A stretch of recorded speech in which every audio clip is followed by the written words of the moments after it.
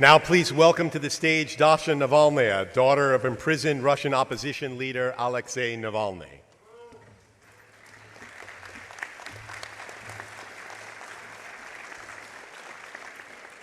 Hello, everyone. Thank you so much for having me. If I seem nervous, it's because I am. This is a huge crowd, and I'm very honored to be here. I would like to thank Dean Joel Hellman and the Wall School of Foreign Service for inviting me. It's an honor to be here today. My name is Dasha Navalnaya. My dad, Alexei Navalny, has been fighting against Putin since before it was mainstream. For over 2 decades, he's been fighting against corruption, misinformation, and dictatorship.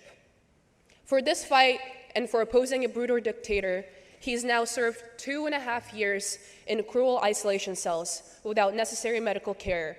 My father has risked further charges for speaking out against an unjust and horrible war in Ukraine. He's now facing 30 more years in prison for speaking up.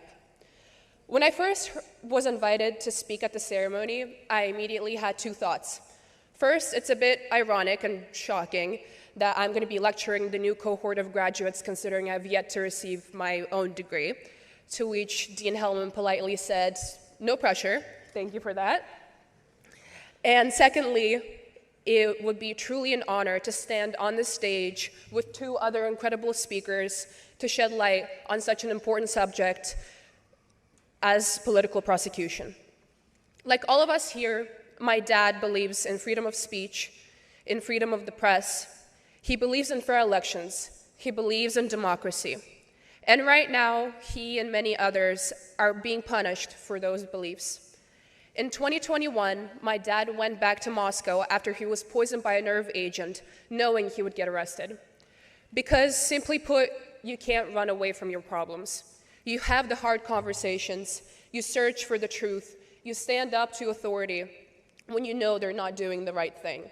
You continue to persevere and overcome because actions speak louder than words.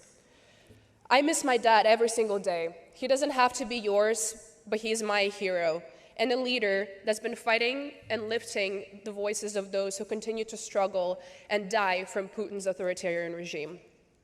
As students, we're the pioneers of the future. Most of us at the ceremony here today didn't have to struggle for our basic rights or freedoms. However, somehow we were chosen by fate or circumstance to represent those who continue to struggle. Each and every one of you has demonstrated drive, passion, and devotion for the greater good to be where you are today. And I'm here to ask you one simple thing. Don't lose it. There are too many burnt out adults ruling governments around the world, and it seems as though they lost the drive they once had. Keep your passion, pursue your passion, stand for what is right. It is so easy to lose that innate sense of who you are in this fast-paced, bureaucratic environment, or simply sell out. I mean, I would know, I go to Stanford. Before handing over the microphone to Ivan, I would like to end with this, as corny as it sounds. With great power comes great responsibility. And to gain that power, you need to graduate from Georgetown, and you've done it. Congratulations. But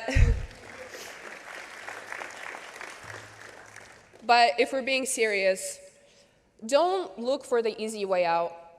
You are the future leaders of the world. Carry that responsibility with pride and face your problems with devotion. And always remember that the only thing necessary for the triumph of evil is for the good people to do nothing. Thank you.